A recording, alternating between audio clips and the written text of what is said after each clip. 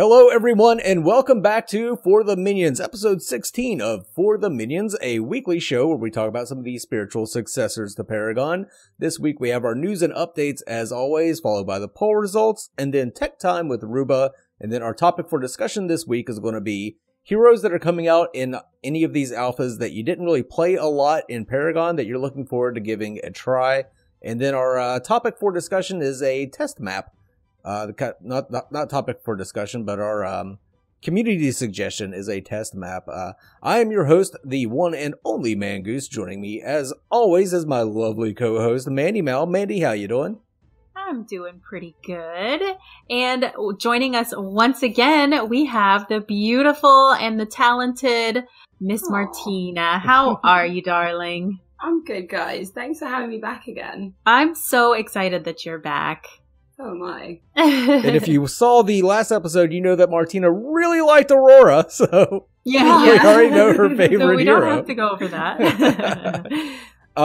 I just want to remind everybody, like Martina has her Twitch stream. You don't have to be a Twitch streamer, YouTuber, or game developer or anything. If you guys want to come host a show with us, I prefer that you have a webcam, but other than that, just don't be a dick and come have fun with us. Anybody can do it. Just, let me know and you can come host the show with us. We do like to have fun here, and Martina was definitely a fun guest last time, and we're very happy to have her back again. So with that, let's roll right into news and updates. A little light on the news and updates this week. We'll start off with Meta Buff. We actually didn't have anything for Meta Buff. I just want to touch on some key points for them. Their alpha, the date for their alpha is going to be April 27th of this year, 2019, so next month. And they're going to have the 15 playable heroes in the alpha. I'll throw up an image letting you know who those playable heroes are going to be for their alpha, and they're going to have the 10,000 slots available for pre-alpha play testing. So just wanted to hit those points real quick for Meta Buff. So Mandy, what do you have for core this week?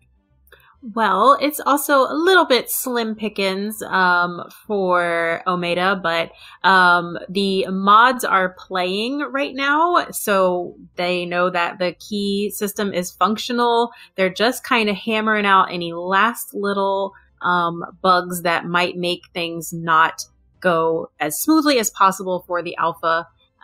So they're just kind of putting in those nice finishing touches, putting a little bow on it for us before those keys go out for the people that will be involved in the closed alpha.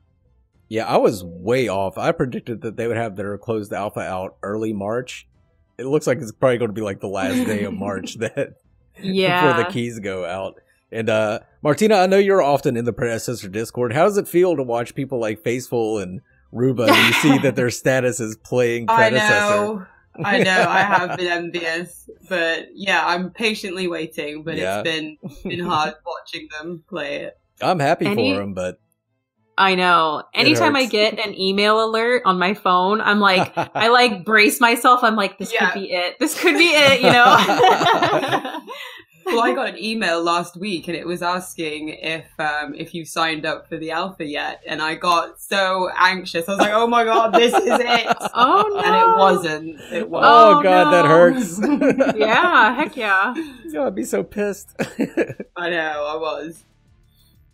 And moving on for Ethereal this week. Again, not a lot of updates for Ethereal. Their lore contest has come to a close, so if you didn't get your stories in, it's too late now.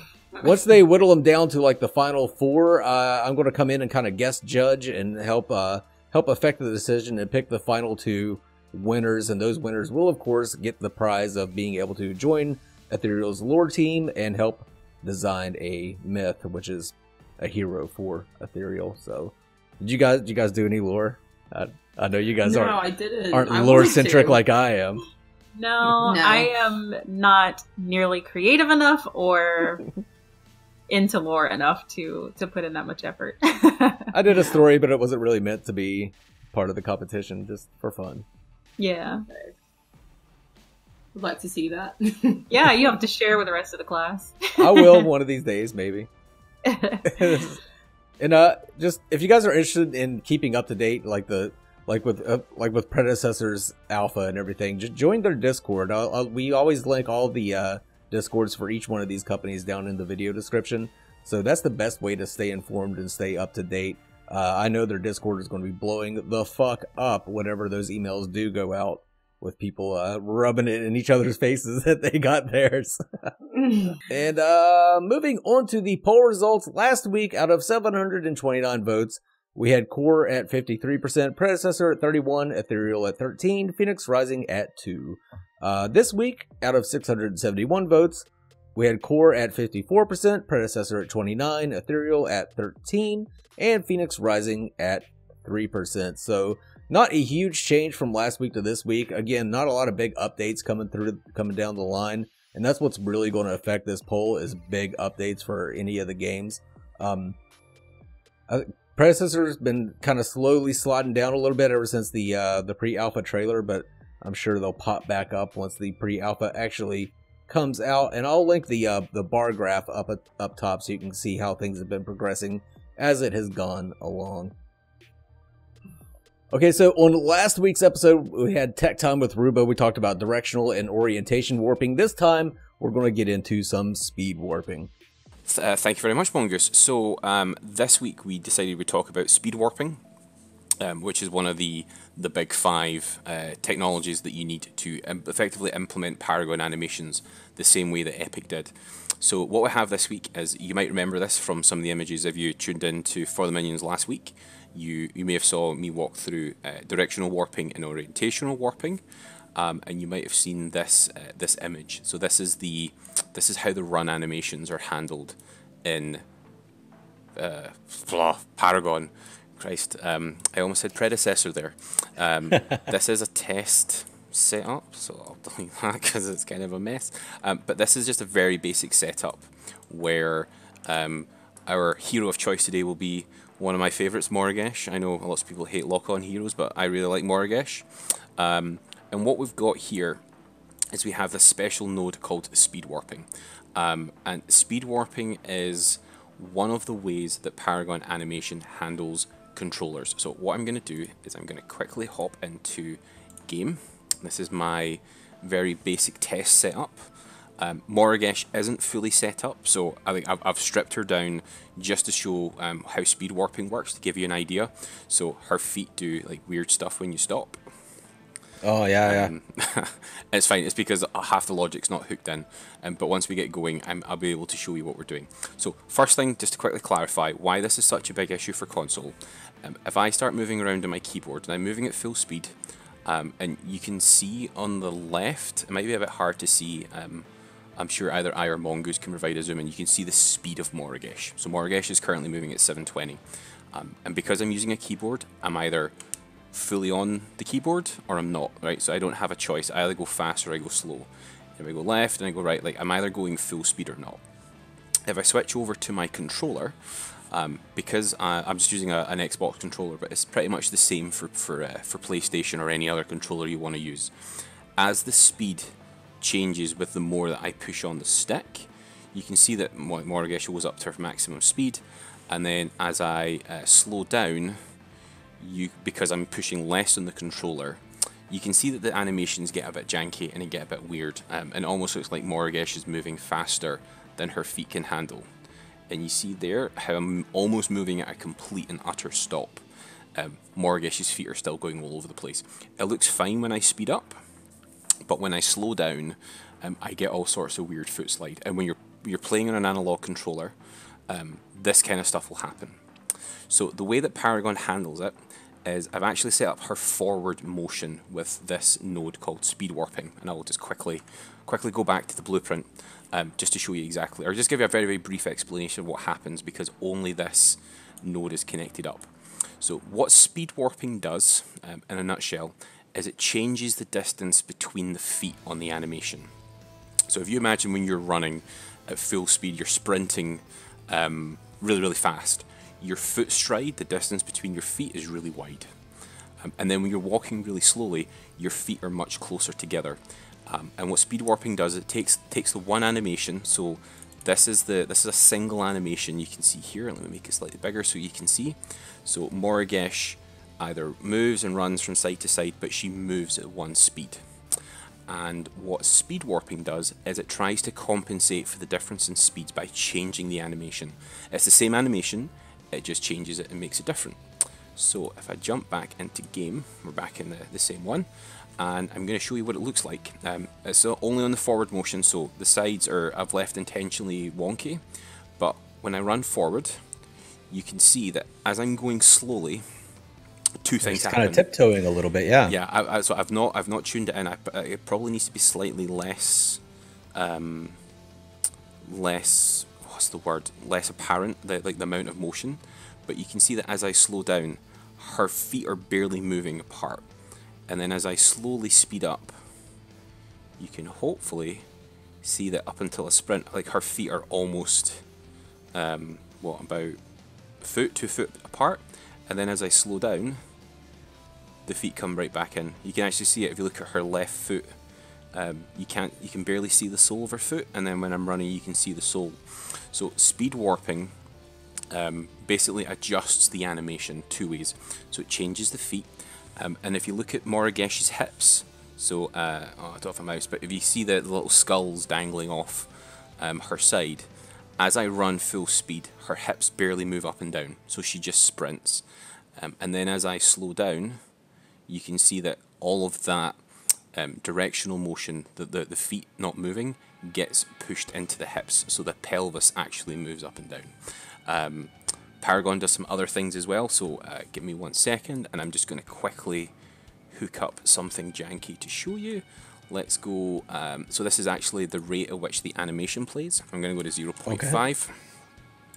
Okay. Like normally when you're running this in game, so this is a variable, this is just a number that gets fed from the system that would go into this play rate. I've just hard coded it to 0.5 to show you how it looks. So Morigesh should now be at half speed, and you can, yeah, there we go. So you can now get a better idea. So in combination with the feet moving less and her play rate being slowed down, you can see how that looks a bit more natural. Again, you would probably still do some more stuff to make it work. And then if I go to full speed, you can see it almost looks like she's running in slow motion, and how it works. So this is something that you really need to have working for controller. You can see, like, so the sides still run normally, so you can see how awful it looks when running a controller. So even though this is set up like as a controller would, unless you have something like this working in place, it's never going to work right. So this is again one of the other things that these teams need to work out, and that is speed warping in a nutshell, sort of. Now, from the little bit of research I was able to do into this and some of the material you sent me, they made a pretty big deal about the bouncing of the hips as because of leg compression.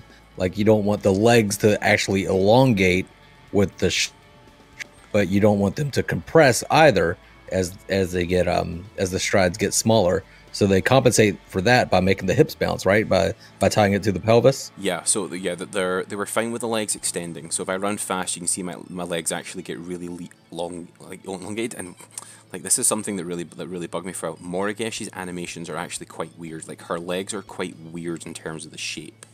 So even like if you go back and look at some gameplay footage from one of your favorite YouTubers that play Paragon, you'll see that her legs do really weird things at times. But the legs will extend and stretch out, but they really don't like when the legs compress, because, well, like, your hips go into your lower body, into your pelvis, and it just looks horrendous. It looks really bad and weird. So yeah, so those hips kind of allow the legs to move with the rest of the body, so it sort of looks a bit more natural. Like, if you're looking on screen just now, you can see that it doesn't look too bad. Like, it looks like Morigesh is doing a little bit of tippy toes. Yeah. Yeah, that is just amazing. And so the speed warping doesn't matter as much for a mouse and keyboard, right? Because it's always, either stop or go. It's mainly for controller support. Yeah, it comes into a little bit. Like, if you have features like, I don't know, sprints or blue buff speed buffs, or a card or an item that increases movement speed, some of it will come into there, because the even though you're on a keyboard, it's playing the animation, or you're going like 130%, it'll speed warp slightly to make that look better. So it'll be like 100, then it'll be 130. With controller, it's so much more important to try and get like that really smooth looking animation as you move around. Okay, that is fascinating. That I really appreciate you pulling up these animations in Unreal, because that is it really illustrates what you're talking about. I mean, I had no idea so much went into this. Yeah, and this is people hopefully may know I'm a moderator on the predecessor Discord, and like we get loads of questions like, can we have controllers? And people say, oh, you just have to hook it up, and Unreal Engine comes with controller support by default. And then you're like, yeah, and then like, but this is what it would look like if you were playing on with a controller. It would look horrendous. Like, you need these extra animation features to really make it feel the same and like get really, really good clean graphics from it. Right, is that it for speed warping then? I think that's us done with speed warping. Yeah, like if you have any questions, like either come find me or ping in Mongoose's comments, and I'm happy to answer. But yeah, I think for speed warping, that I should hopefully give you a good idea of what it does, why it's important, and why any of these remake teams need it for console and for PC controller as well. Okay, great. So far we've done directional and orientation warping and speed warping. So what have we got next that we'll be going over? Oh, we've got the bane of my last 3 months. We have distance matching and curve matching, which is Paragon's technology for handling stopping or stop animations and get rid of all that feet slide. So I'm happy to give an overview of that next week. Okay, great. Well, thanks for coming out again, Rubra. Everybody really enjoys Tech Time, so I really appreciate you coming on the show, man. Happy to be here. More than happy to help. Okay, everybody, for this week's topic of discussion, Mandy Mal came up with it, so I'm going to let Mandy Mal intro it. Well, so I was thinking, since we have kind of a limited choice of heroes to play during the predecessor alpha, I was trying to think to myself, who am I going to play? There isn't really like too many of my mains on there. So I just thought it would be interesting to maybe hear the community's thoughts on if there is a character that you didn't really play in Paragon that you're kind of looking forward to trying out in the upcoming alphas. So I guess since I'm already talking, I'll go first.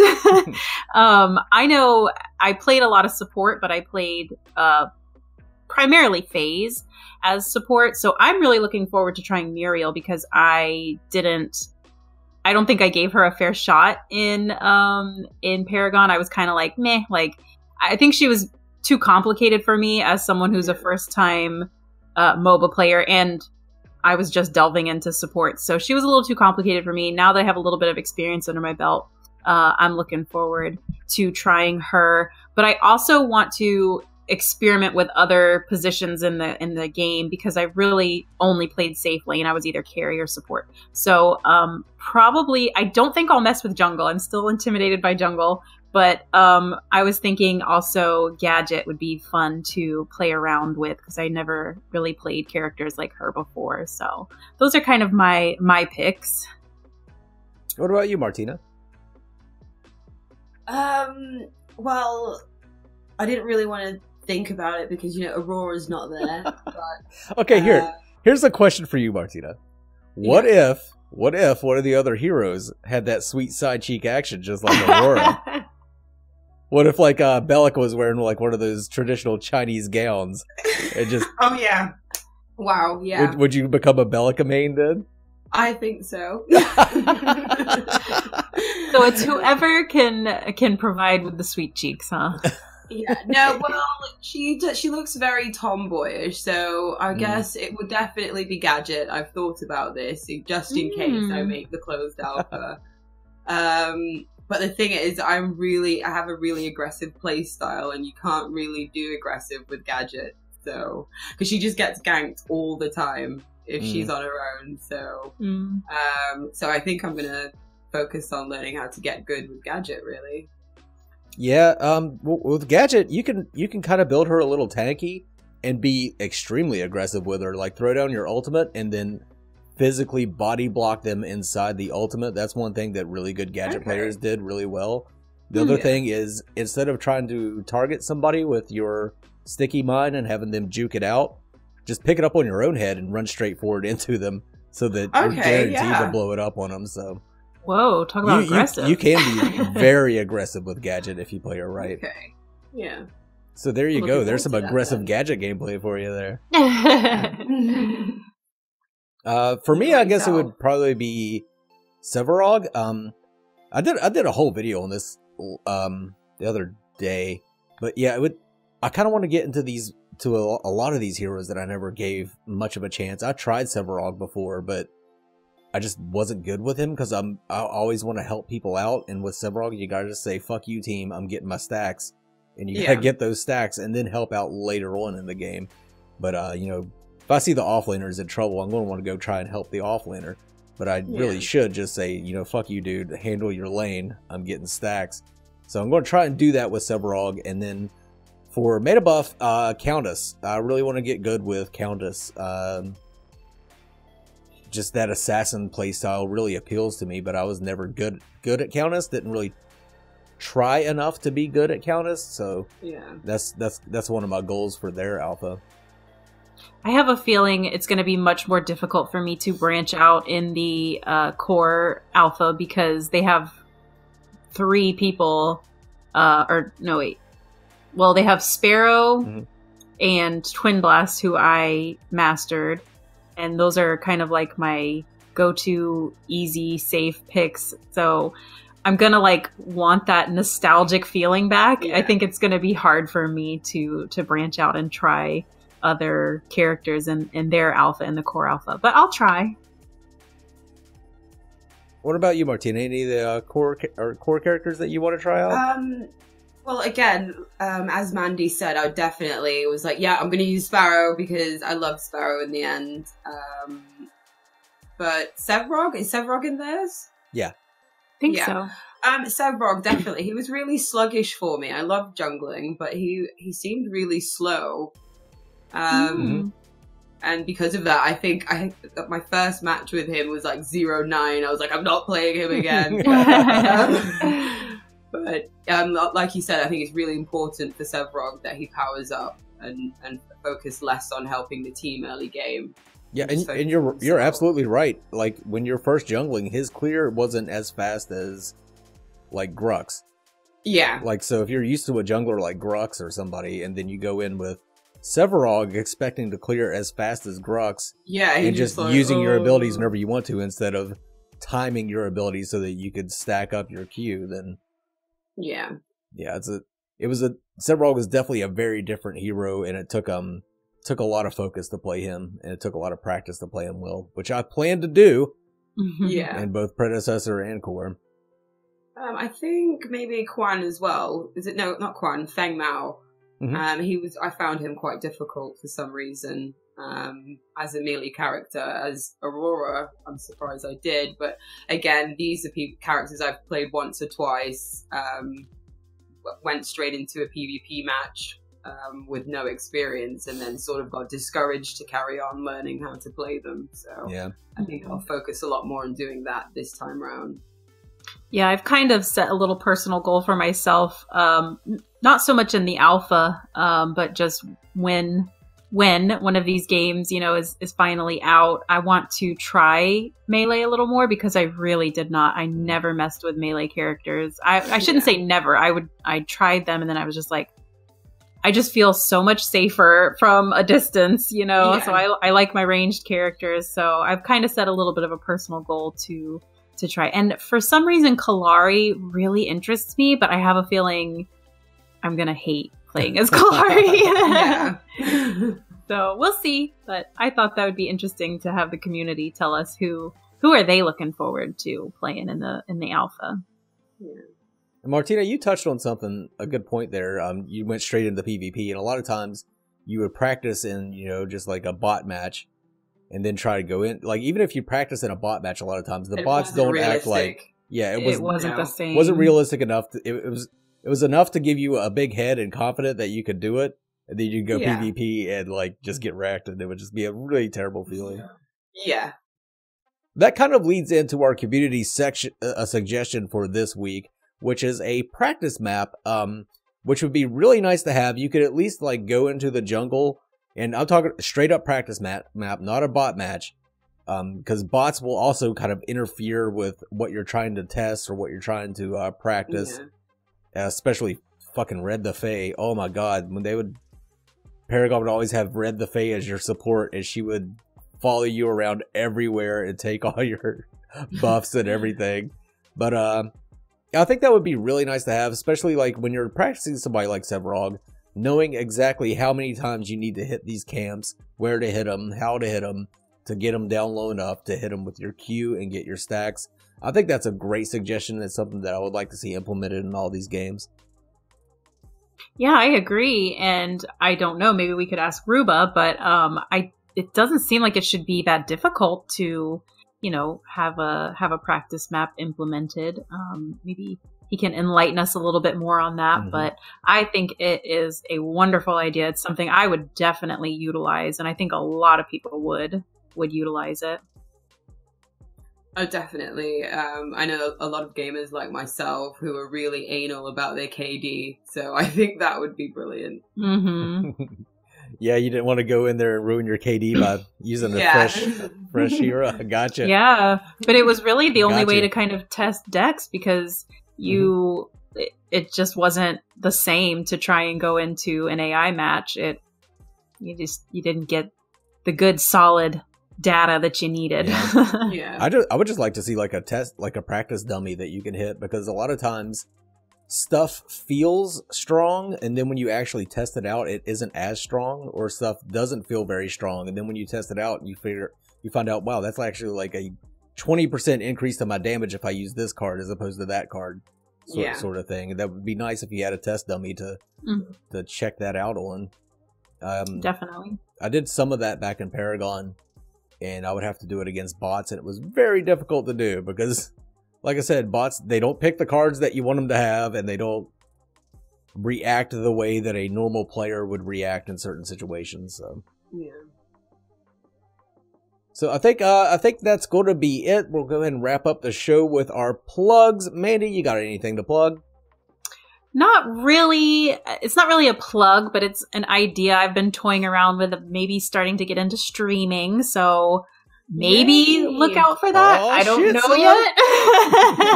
yet. So we'll see. I will let subscribers and Instagram followers and all that kind of stuff know if I decide to do it. So we'll see. Maybe. I'm definitely looking forward to hearing that soft voice. Yeah. That's enough of that, Martina. Martina, what about your Twitch stream? Are you going to be streaming some predecessor if you get your hands on a key? Oh, definitely. I'll be avidly streaming that. So right on. But if I don't, I will be streaming Apex as of next week because I've been kicking ass. So ooh, nice. And that's Saint _Martina, right? Indeed. All right, and I will link that down in the video description below if you want to check Martina out playing Apex Legends or perhaps Predecessor. So awesome. I know. As you saw from last night, I streamed a little bit myself. It was just a chatting stream, but if I do get my hands on a Predecessor key, I'll probably stream that on YouTube, not Twitch. But my streams won't be very long. I just can't handle sitting still for that long. I've got to get up and fidget around.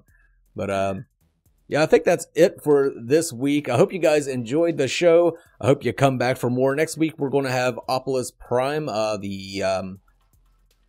what is he? The marketing manager. That's who he is. He's the marketing manager for Core. Works with Metabuff, so that should be an interesting show. But yep, every Thursday at 8 p.m. for the Minions. Be here and hang out with us. That's all for now, folks. Goodbye. Bye. Mandigoose. Oh, because if I saw an email from Omeda and it wasn't the key, I'd probably shit myself. I would go over to Canada. Yeah, right. Find Smokey. Shit on his lawn. I was going to physically damage him, but that's even crueler. Shit on his lawn. That's your go-to? That's like your... I thought you were innocent, Mandy. I thought you were the innocent. Oh no, she's over here shitting on people's lawns. You have to watch us quiet ones. Yep. Talk softly and leave a big shit. There you go. Exactly. Oh my god.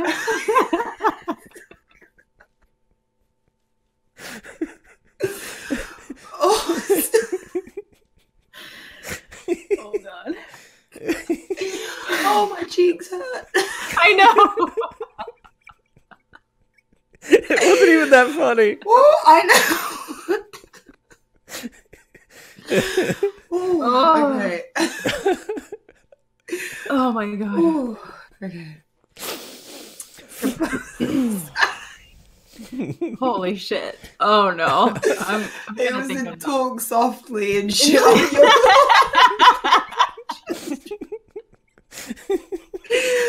Oh, Oh, my eyes are watering now. I know, mine are too. Mine are Oh too. gosh. Okay, for this week's topic of discussion, Mandy Mel actually came up with this one. So Mandy Mel, why don't you intro us into the topic for discussion for this week? Okay, well, so my thought was, I was kind of thinking to myself, since there's a kind of limited choice of heroes going into Predecessors Alpha, I was trying to think to myself, who am I going to play? Like, who am I going to play that I haven't, that, you know, oh my God, I'm so sorry. Hold on. I keep thinking about. Same here. I know. That's why I'm over here covering my mouth and shit. I've been trying to keep a straight face the entire time. Why was that so funny? It wasn't I funny. don't know. I can't. Oh my God. I'm so sorry. Okay. No. Okay. Oh. All I can think is I want to get a T-shirt made that says that.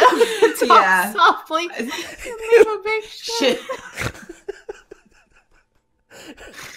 That could be my first merch. Yeah.